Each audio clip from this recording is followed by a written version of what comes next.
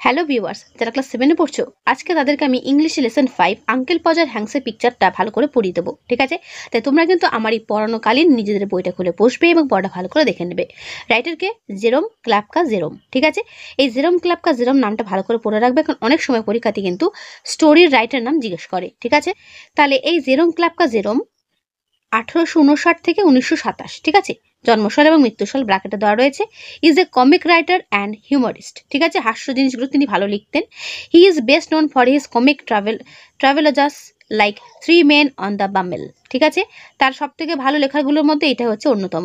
The present story is abridged from a chapter in three men in a boat. তা three men in a boat এই গল্পটা থেকে আজকের এই গল্পটা নেওয়া হয়েছে। এটাও কিন্তু ভালো করে মনে রাখবে যে আঙ্কেল পজ আর হ্যাংসের পিকচার গল্পটা কোথা থেকে নেওয়া হয়েছে।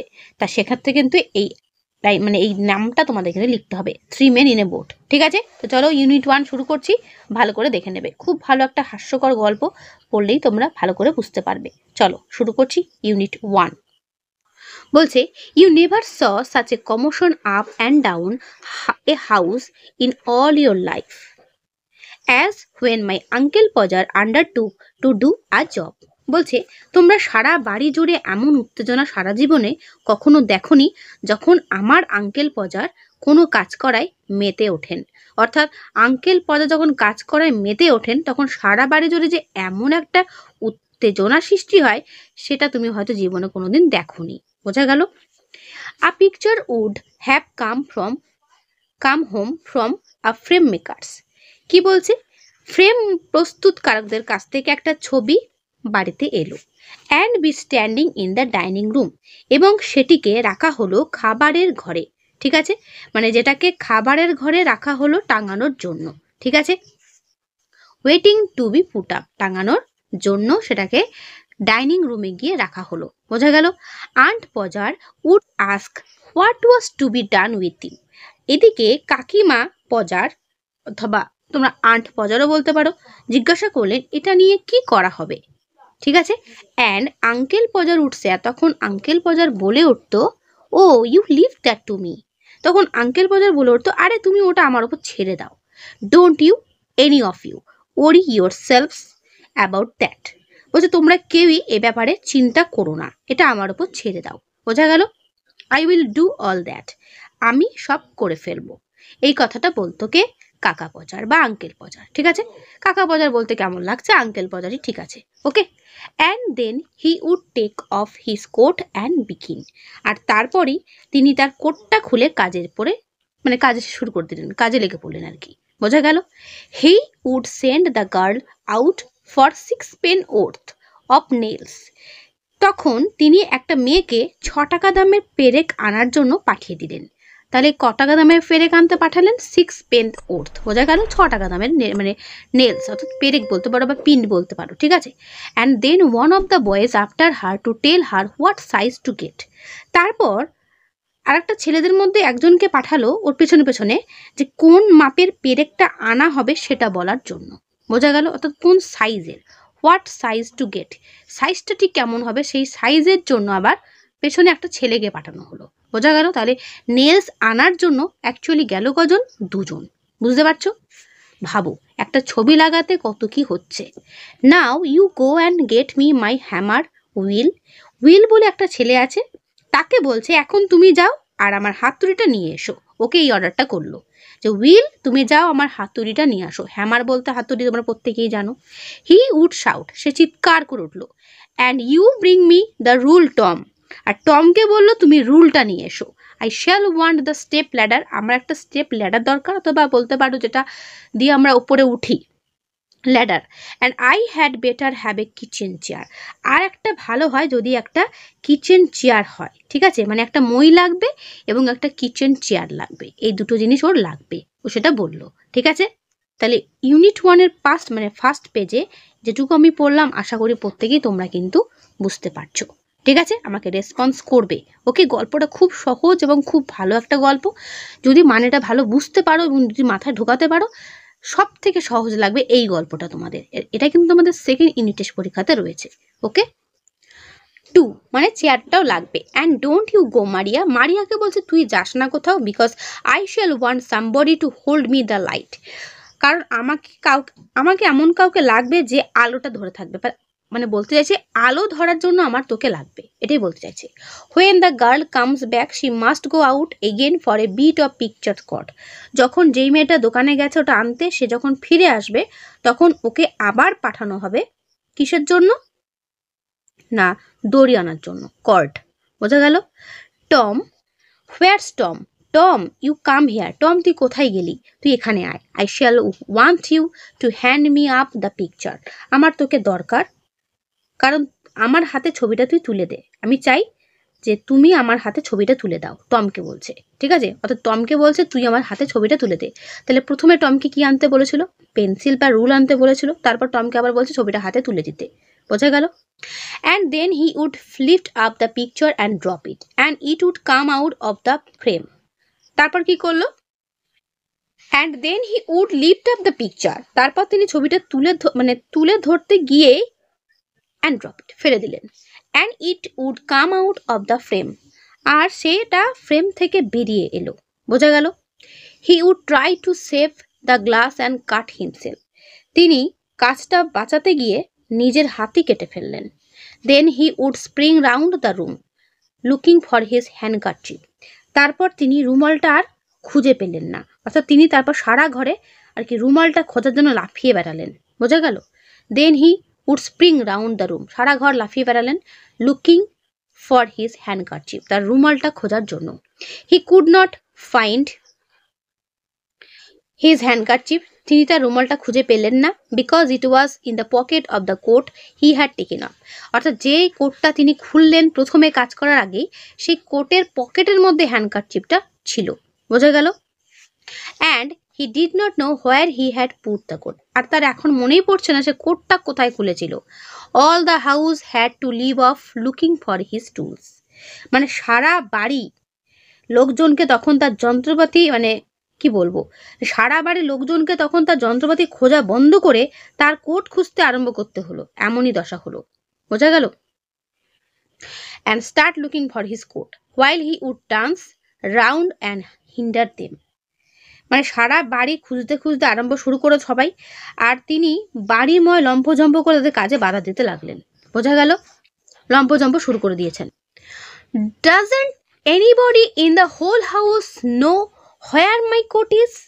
পুরো বাড়িতে কেউই কি জানে না আমার কোটটা কোথায়? I never came across such a set in all my life. বলছে আমার গোটা জীবনে আমি এইরকম লোকজন কখনো দেখিনি, মানে ও এখানে ব্লেম করছে ওই বাচ্চাগুলোকে। বোঝা গেল? তারপর বলছে আপন মাই লাইফ আই ডোন্ট, বলছে মানে আমার গোটা জীবনে আমি এরকম লোকজন কখনোই দেখিনি। বোঝা গেল? পুরো জীবনে। 6 of you, তোমরা 6 জন রয়েছো, and you can find a coat that I put down not 5 minutes ago. এখনো 5 মিনিট হয়নি আমি আমার কোটটা খুলে রেখেছি, আর তোমরা 6 জন আছো যারা এখনো খুঁজে পাচ্ছ না আমার কোটটা কোথায়। ওয়েল অফ অল দা, বলছে বেশ, সবাই বলতে শুরু, সবাই কথাটা বলে আর কি থেমে যাবে সেই মুহূর্তে। Then he had get up and find that he had been sitting on it, সেটা বলার পরে তিনি উঠে দাঁড়ালেন এবং দেখলেন যে তিনি ওই কোটটার ওপরেই বসেছিলেন। ভাবো কি অবস্থা, যেই কোটটা নিয়ে এত লম্পজম্প খোঁজাখুঁজি চলছে সেই কোটটা আর কোথাও নেই, উনি কিন্তু সেই কোটের ওপরে বসেই ছিলেন। বোঝা গেল? and would call out, oh you can give it up, I have found it myself now. তারপর তিনি উঠে দাঁড়ালেন আর দেখলেন যে তিনি কোটের ওপর বসেছিলেন এবং চেঁচিয়ে উঠতেন, দিয়ে বলছে ও ছাড়ো, তোমরা ছাড়ো, আমি এখন নিজেই এটা খুঁজে পেয়ে গিয়েছি। সবাইকে তখন এই কথাটাই বললো যে oh you can give it up, তোমরা বাদ দাও, তোমরা ছাড়ো, I have found it myself now, আমি নিজেই এটা খুঁজে নিলাম। when half an hour had been spent, যখন তার আঙুল বাঁধতে আধ ঘন্টা কেটে গেল, in tying up his finger, অর্থাৎ আঙুল বাঁধতে যখন তার আধা ঘন্টা কেটে গেল, and a new glass had been got, he would have another go, আর নতুন একটা কাজ জোগাড় হলো, তিনি আবার কাজ শুরু করে দিলেন। বোঝা গেল? অর্থাৎ যখন তার আঙুল বাঁধতে আধা ঘন্টা কেটে গেল আর নতুন একটা কাজ জোগাড় হলো, তিনি আবার কাজ শুরু করে দিলেন। 2 people would have to hold the chair, দুজনকে তার চেয়ারটা ধরে থাকতে বলা হলো, and a third would help him up on it, আর তৃতীয় আরেকজনকে তাকে তাকে ওটার ওপরে দাঁড়াতে সাহায্য করলো। বোঝা গেল? অ্যান্ড হোল্ড হিম দেয়ার, ধরে থাকতে বললো। A fourth would hand him a nail, আর চতুর্থ জন কি করছে, তাকে নেল দিয়ে অর্থাৎ পেরেক এনে দিল। And a fifth would pass him up the hammer, আর পঞ্চম জন তার হাতে হাতুড়ি তুলে দিল। তাহলে ভাবো 5 জন ওকে হেল্প করছে। And he would take hold of the nail, এবং তিনি পেরেকটা ধরতে গিয়ে ফেলে দিলেন। অ্যান্ড ড্রপ ইট, আবার ফেলে দিলেন। বোঝা গেল? He would take hold of the nail, সে নেলটা ধরলো। অ্যান্ড ড্রপ ইট, আবার ফেলে দিল বা হাত থেকে পড়ে গেল। দেয়ার, ওই দেখো ওখানে পড়েছে। He would say in an injured tone, অর্থাৎ তিনি যে ইনজুর্ড অর্থাৎ ক্ষতিগ্রস্ত হয়েছে বা ব্যথা পেয়েছে সেরকম একটা টোন করে তিনি বলে, দেখো দেখো ওখানে পড়েছে। নাও দ্য নেলস গান, এবার পেরেকটাও হারিয়ে গেল, এরকম অবস্থা। মানে পেরেকটাও এবার হারিয়ে গেল। And we would all have to down on our knees and grovel for it, আর সেই মুহূর্তেই আমাদের সবাইকে হাঁটু গেড়ে বসে হামাগুড়ি দিয়ে সেটা খুঁজতে হতো। বোঝা গেল? গ্রোভেল বলতে হাঁটু, মানে যেটা আমাদের হামাগুড়ি যেটা বলি সেটাকে বলা হচ্ছে। বোঝা গেল? তারপর the nail would be found at last, আবার শেষ পর্যন্ত পেরেকটা খুঁজে পাওয়া গেল। But by that time he would have lost the hammer, আবার সেই মুহূর্তে তিনি আবার হ্যামারটা হারিয়ে ফেলেছেন, অর্থাৎ হাতুড়ি আবার হারিয়ে ফেলেছেন। হোয়ারস দ্য হ্যামার, হাতুড়িটা কোথায় গেল? What did I do with the hammer, হাতুড়ি নিয়ে আমি কি করছিলাম? Great heavens 7 of you gaping round there, বলছে হায় ভগবান, তোমরা 7 জন রয়েছো, হা করে দাঁড়িয়ে আছো। And you don't know what I did with the hammer, আর তোমরা কেউ বলতেই পারছো না বা জানোই না যে হাতুড়ি নিয়ে আমি কি করলাম, বলতেই পারছো না। তাহলে এই হচ্ছে ইউনিট 1-এর পড়াটা। বুঝতে পারলে? ইউনিট 1-এর পড়াটা কিন্তু এই পর্যন্তই হলো। হাতুড়ি নিয়ে খোঁজাখুঁজি চলছে।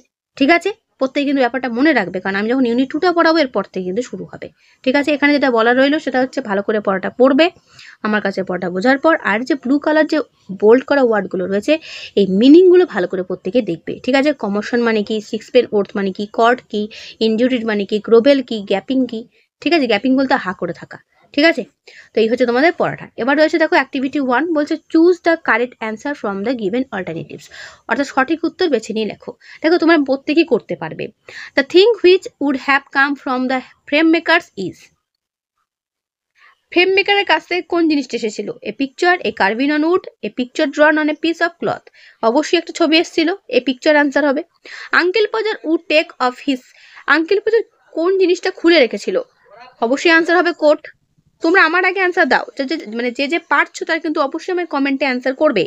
Uncle Podger would ask the boy, the girl, the charwoman for 6 penn'orth of nails.